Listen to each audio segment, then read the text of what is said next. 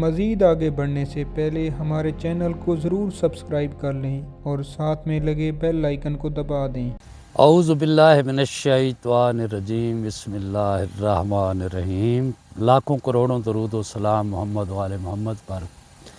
دوستان ذی وقار، امید ہے آپ خیریت سے ہوں گے۔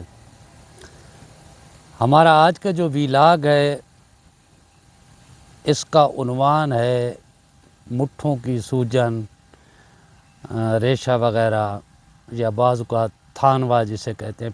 پچھلے ویلاگ میں ہم نے کھانے کے لیے، کھلانے کے لیے مثالہ دوائی بتائی تھی کہ گھوڑے کو، جو گھوڑا تھانوا رکھتا ہے تو اسے کون سا مثالہ دینا چاہیے۔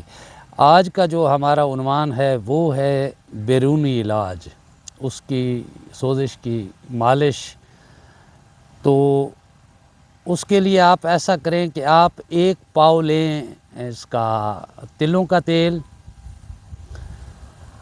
اس کو آگ پہ چڑھائیں۔ جب وہ گرم ہو تو اس میں 2 ڈبی آیوڈیکس کی وہ ڈال دیں اور اس کو آگ پہ پکنے دیں۔ آہستہ آہستہ دھیمی آنچ پہ اسے پکاتے رہیں۔ جب وہ مرہم ٹائپ بن جائے تو اسے اتار لیں اور اس کو کسی پلاسٹک کے ڈبے میں یا شیشے کے کسی ڈبے وغیرہ میں سٹور کر لیں۔ اس کی آپ مالش کریں مٹھوں کی۔ اگر اگلے ہاتھوں پہ سوزش رکھتا ہے، پچھلے مٹھوں پہ سوزش رکھتا ہے گھوڑا، تو اس کی مالش کریں 15 سے 20 منٹ۔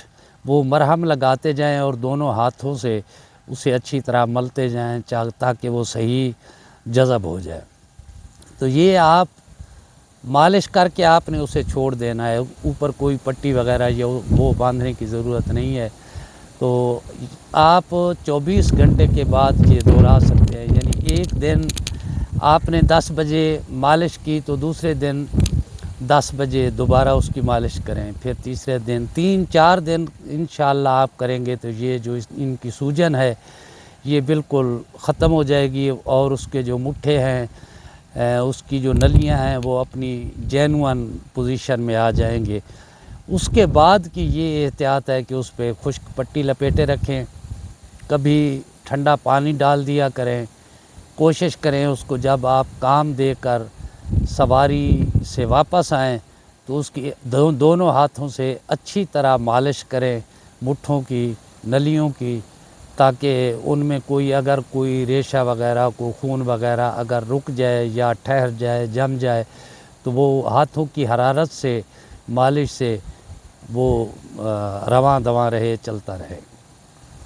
تو یہ تھا ہمارا آج کا عنوان اور یہ ہماری گزارش کہ اس کی مالش کریں۔ انشاءاللہ 3 سے 4 دن میں یہ بالکل انشاءاللہ ختم ہو جائے گی۔ باقی اس کی احتیاط جو پچھلے ویلاگ میں بتائی تھی کہ گھوڑے کو اچھی طرح چلائیں پھریں، اسے چلاتے رہیں، ٹھنڈا کریں۔ بالکل جب وہ ٹھنڈا ہو جائے، اس کا بلڈ پریشر، اس کا سانس بحال ہو جائے، نارمل پوزیشن پہ آ جائے تو اسے پھر باندھیں، اور پھر اس کو اچھی طرح، جب بھی گھوڑا تھک کر واپس آتا ہے اسے اچھی طرح خشک کر کے اس کا خریرہ کریں، اس کی مالش کریں تاکہ اس کی تھکاوٹ دور ہو۔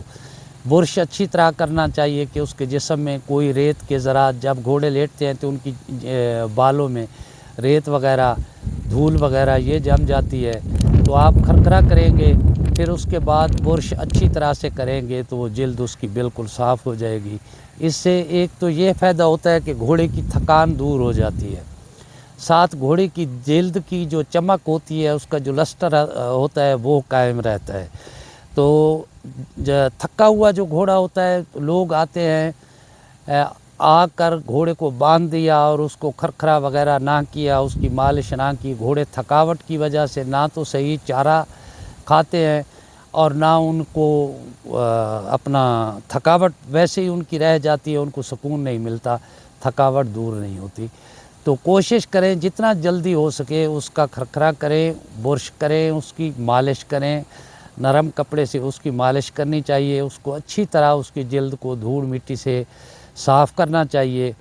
اس کے جو عیال ہیں جسے ہم سریکی میں جاد کہتے ہیں، اس کو اچھی طرح صاف کریں، اس کی دم کو اچھی طرح صاف کریں، کوشش کریں دوسرے دن تیسرے دن عیال اور دم کو دھو لیا کریں کسی شیمپو سے یا صابن سے، تو وہ انشاءاللہ صاف رہے گا۔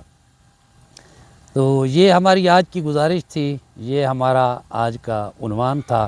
امید ہے آپ اسے ضرور سنیں گے اور اس سے فائدہ حاصل کریں گے۔ اللہ حافظ۔